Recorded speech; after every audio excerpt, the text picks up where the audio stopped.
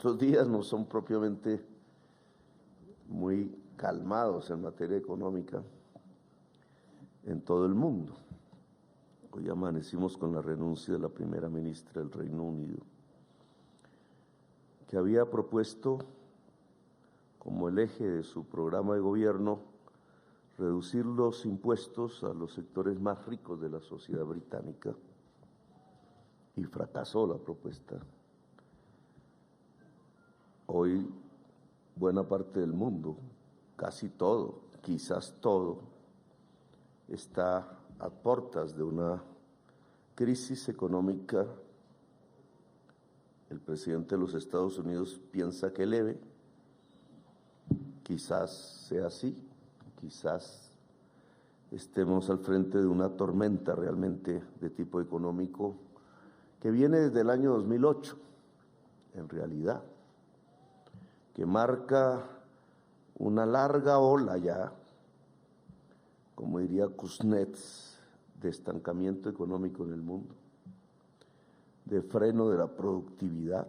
La pandemia fue quizás su episodio más intenso, pero se circunscribió a esta ola de estancamiento económico mundial, en donde un tema como las relaciones laborales, como la seguridad social, sigue siendo un tema central de debate en las agendas políticas de todas las sociedades. Diferente la discusión cuando se está en España o cuando se está en el Reino Unido que cuando se está en Colombia o se está en América Latina. Los contextos son diferentes. Nosotros como gobierno, solo con 2 meses de acción, solo podemos hoy hablar de intenciones, de propuestas, de algo escrito en un presupuesto que aún sigue siendo el presupuesto del gobierno pasado, y de los debates que se dieron en la campaña electoral, debates públicos. Hoy un poco los medios de comunicación y cierta parte de la sociedad colombiana está sorprendida porque el gobierno aplica el programa. Tal era la falta de costumbre en la vida política colombiana de decir cosas en campaña y de hacer otras en los gobiernos. Nosotros estamos haciendo lo que dijimos. Y eso que dijimos es por lo cual votó la mayor parte de la población colombiana y goza de esa legitimidad democrática. En materia de seguridad social dijimos cosas. Antes de ello, un breve contexto para quienes no son de Colombia. La relación laboral salarial define esencialmente la relación capitalista, la forma de relacionarse las personas ante la producción, ante el consumo, de una manera capitalista. Unas personas son dueñas de los medios de producción, otras le venden su fuerza de trabajo a través de un salario. Ese es el capitalismo. Es lo que domina el mundo, indudablemente.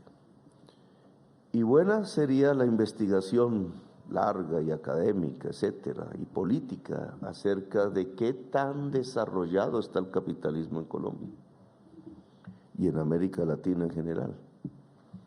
Porque la relación salarial no es la relación dominante entre los seres humanos frente a la producción, frente al consumo en Colombia. A esto se le puede poner otras palabras para no decir esto, ¿cierto? Formal e informal. Lo capitalista, lo formal, lo que no se sabe qué es lo informal. Son, al fin y al cabo, términos. Pero lo cierto es que lo formal tiene un poco grado de influencia en Colombia. Es decir, aquí estamos mirando cómo el capitalismo colombiano es raquítico, como en buena parte de América Latina. Hay un raquitismo que no permite entonces que podamos obtener sistemas de seguridad tan avanzados como el capitalismo avanzado lo ha conseguido hasta hace un tiempo en los países europeos, en Estados Unidos y en general en lo que llamamos los países industrializados. Aquí no. Aquí la mayor parte de la economía colombiana no es formal. A lo largo de las décadas, este concepto de informalidad se ha transformado como una especie de enemigo interno a lo que estamos acostumbrados también en diversos escenarios, digamos, de la política colombiana. Lo informal es el enemigo interno, lo que hay que erradicar, lo que hay que reprimir, casi que se confunde con lo ilegal. Y en cierta forma, de tanto y tanto estar confundiendo los conceptos, en realidad la criminalidad se ha extendido tanto en lo formal como en lo informal. El lavado de dólares en Colombia, que es la manera como la mercancía cocaína se vuelve pesos colombianos, eso lo analizaban bien, no la cocaína, pero sí este tipo de transformaciones de la mercancía en la época de los economistas clásicos. La cocaína se transforma en pesos colombianos, tanto en la economía formal como en la economía informal. Tema de otra discusión. Lo cierto es que este raquitismo ha vuelto desde hace mucho tiempo raquítico el sistema de seguridad social de Colombia. Tanto el que había antes de la ley 100 de 1993, que era el modelo Bismarck, que usted mencionó, con un agravante. Reprodujimos el modelo Bismarck, el modelo alemán de seguridad social. Pero el modelo alemán tenía 3 patas: cotización y aporte de trabajadores, aporte de empresarios y aporte del Estado. El Estado nunca aportó. Y falló, llegó a cubrir un 20%, algo así, de la población laboral. Y tras su fracaso, se expidió la ley 100, la reforma en la salud y las pensiones, que, calcando otros modelos, fundamentalmente el chileno y el norteamericano, lo que teorizaron y propusieron era que el mercado mismo, la privatización de las cotizaciones de pensiones, de su administración y desde el lado de la salud, los actores del mercado de la salud podrían llevar al máximo bienestar, es decir, a eso que Bolívar llamaba un buen gobierno, a la maximización del bienestar. Es decir, en términos de pensiones, a coberturas, se dijo en ese entonces, si crecemos al 5% en tantas décadas, tendremos cobertura universal en salud y en pensiones. Eso fue en 1993, es decir, hace 30 años. Ya a nuestros medios de comunicación no les gusta hacer estas evaluaciones, pero 30 años es un tiempo suficiente para evaluar si la promesa hecha al Congreso de la República por el gobierno de entonces se cumplió o no se cumplió. La respuesta es que es difícil decir que tenemos una cobertura pensional mayor que la que había con el modelo Bismarck incompleto de antes del 93. Creo que seguimos en las mismas, el 20%. En salud se puede hablar de algunos avances, más por el avance científico de la humanidad en ciertas materias como vacunación y otras, pero digamos que se puede aceptar como puntos suspensivos un debate alrededor de la eficacia del modelo de salud colombiano. En pensiones, no.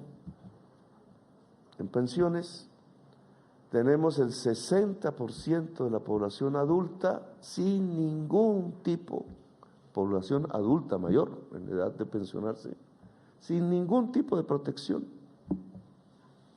A veces en mis discursos lo decía en los casos que me parecen más graves, por ejemplo.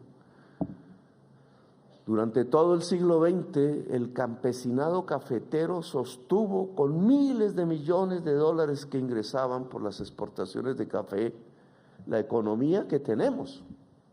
Hizo estas ciudades. Es sobre la economía cafetera que montamos lo que podemos llamar la nación colombiana. Su institucionalidad, para bien o para mal, sus bancos, su incipiente proceso industrial, sobre todo en Medellín, las confecciones, los zapatos, etcétera, se montó sobre la base de los excedentes que generaba un producto de exportación exitoso, el único que teníamos, el café. Y el café no era producido por grandes corporaciones, ni multinacionales, ni nacionales. La forma de producir el café era el trabajo de un pequeño empresario cafetero, si acaso, de no más de 50 hectáreas, o el trabajo de familias campesinas aún más débiles, produciendo por centenares de miles el café que importábamos, que exportábamos. ¿Dónde están esos campesinos pensionados? Hoy son viejos, hoy no son los jóvenes de los años 70 que crearon el Banco Cafetero y que hasta tuvieron la propiedad de Avianca. Nunca supieron que eran propietarios ni de Avianca ni del Banco Cafetero. Toda esa era una institucionalidad generada con su trabajo, con su riqueza, pero administrada por otros, hasta que privatizaron todo eso. Pero ¿dónde hay? Yo lo he preguntado por todos los rincones por los que andaba en campaña. Oiga, un campesino pensionado. Y entregaron miles de millones de dólares a la sociedad colombiana. Esa es, digamos, la demostración de la... no, es que no cotizaban. Y los miles de millones de dólares que hacían parte del Fondo Nacional del Café, etcétera. Incontables instrumentos financieros que eran los más poderosos del país en el siglo XX, no pudieron generar la retribución suficiente para que el campesinado cafetero hoy viejo se pensionara. Bueno, esto es un tema que tiene que ver con nuestras falencias, con el raquitismo del capitalismo colombiano, con cierto carácter voraz y depredador que precisamente ha impedido que el capitalismo se desarrolle en el país como debería. Hoy por hoy, y no es muy diferente hace unas décadas, tenemos una baja productividad de nuestra economía, casi estancada, una enorme desigualdad social de las más altas del mundo, un sistema tributario que en lugar de disminuir la desigualdad social como sucede en Europa, la aumenta. Es decir, se financia el Estado sobre estratos medios y no sobre los más ricos. Los más ricos no pagan impuestos. Y al tener ese raquitismo también en las finanzas públicas, entonces no tenemos financiaciones suficientes para el sistema de seguridad social ni para su calidad. La mayoría de nuestros viejos y viejas entonces no tienen ninguna pensión. Por allí hay un programa que le llega no a ese 60%, sino a la mitad del otro 40%, un 20% del total, que le llaman bono pensional. Son 80,000, o sea, dólares de hoy, dividan entre 5,000. Entonces tenemos, ¿cuánto? A ver, matemáticas. 16, más o menos, $16 al mes. Imagínense. Y eso es el otro 20% de la población adulta, que tiene un bono. Ellos hasta agradecen, porque si no, no tendrían nada.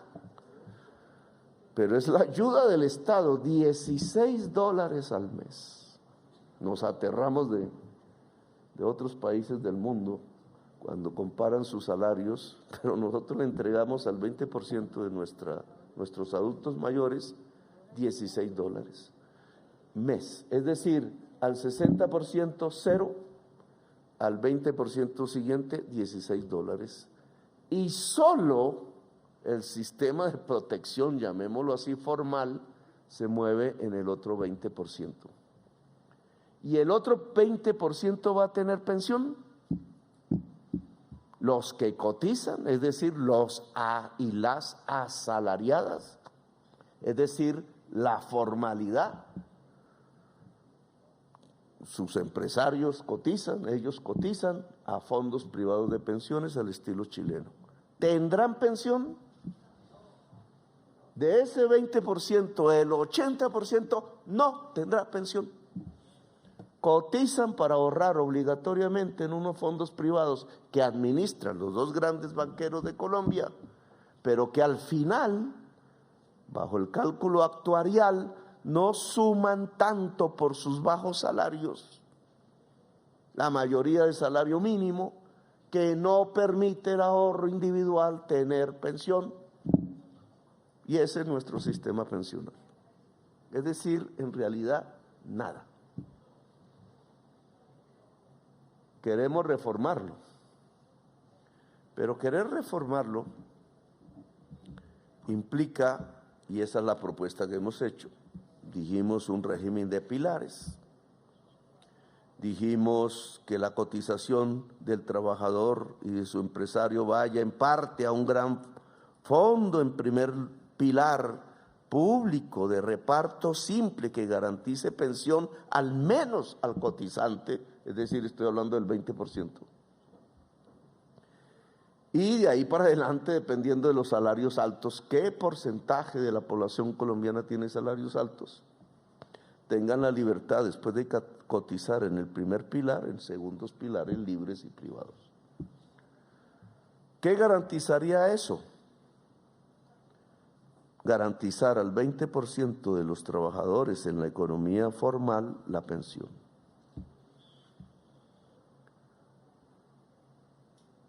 Garantizar en el 20%, estoy hablando del total de adultos posibles, que están en la economía formal, pero que hoy en los fondos privados nunca tendrían pensión, también pensión. Aumentaron 40% y aún así quedaría una pregunta y el 60% restante.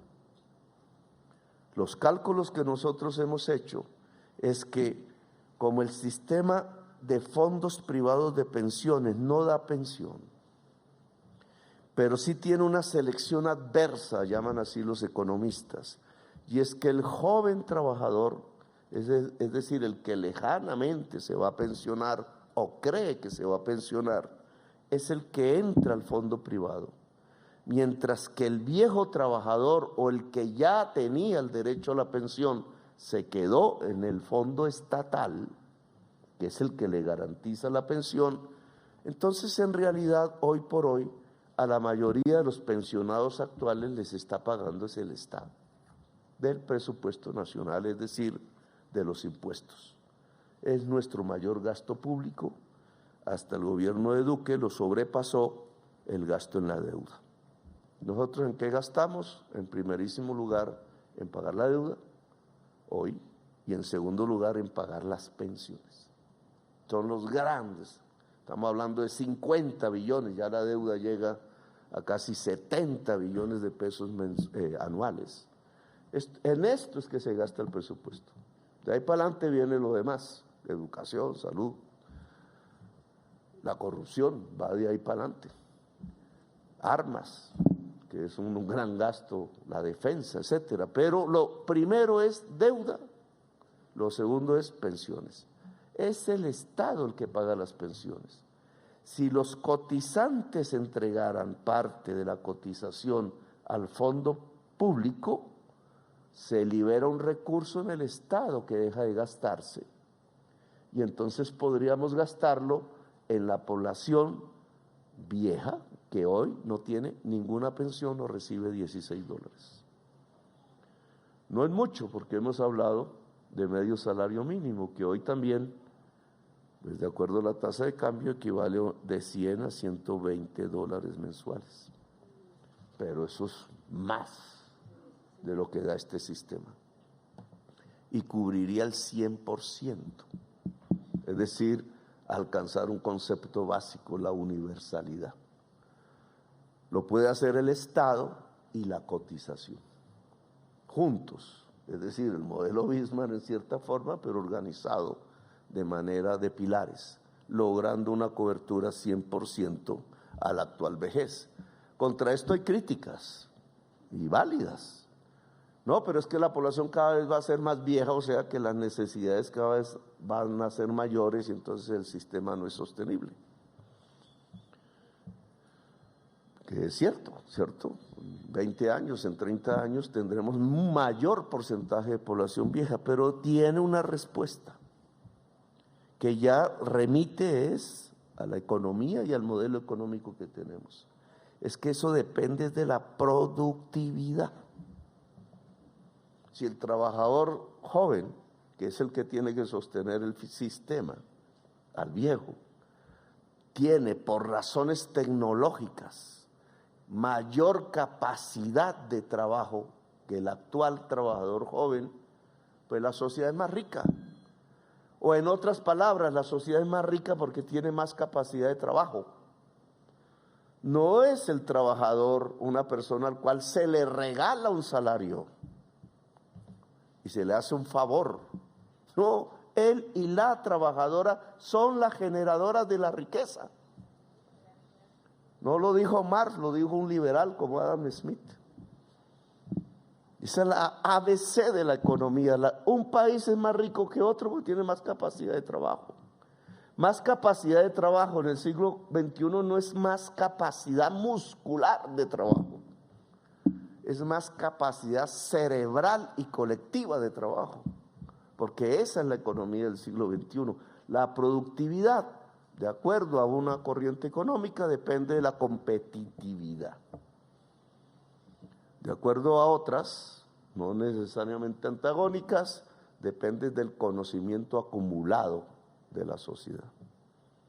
Tienes como sociedad más conocimiento, tienes más productividad. Claro, esto es una agenda de inversiones, de política. Si la productividad depende del conocimiento, entonces hay que invertir en el conocimiento. Y si esto se da durante décadas, porque no es de la noche a la mañana, se puede sostener un sistema pensional de cobertura universal, así la población envejezca. Pero entonces las inversiones prioritarias se van volviendo otras a las que estamos acostumbrados. Inversiones estatales en el conocimiento, inversiones estatales en la seguridad social, ayudados por cotizaciones privadas del mundo privado de la economía. Pero no es el mundo privado de la economía sosteniendo sin el Estado un sistema de seguridad, o no es la creencia de que la productividad y el bienestar social se alcanzará sin el Estado. Y como el Estado se financia, entonces volvemos a la misma discusión de siempre. ¿Quiénes financian el Estado? Los pobres o las fortunas más importantes en la sociedad. Alguien diría, sí, los pobres y los ricos, sí, pero ¿qué tanto en porcentaje descargamos la financiación del Estado en los sectores trabajadores y de los pobres? O el pacto social, que es la misma palabra de la paz, sinónimo de paz, es que los sectores más poderosos económicamente financian más que proporcionalmente el Estado, para que el Estado pueda financiar precisamente una seguridad social en términos de pensión, en términos de salud y en términos de conocimiento universal y de calidad para toda la sociedad. Estas son nuestras intenciones y la reforma que proponemos. En el mundo formal creemos que hay que lograr igualdad salarial entre el hombre y la mujer.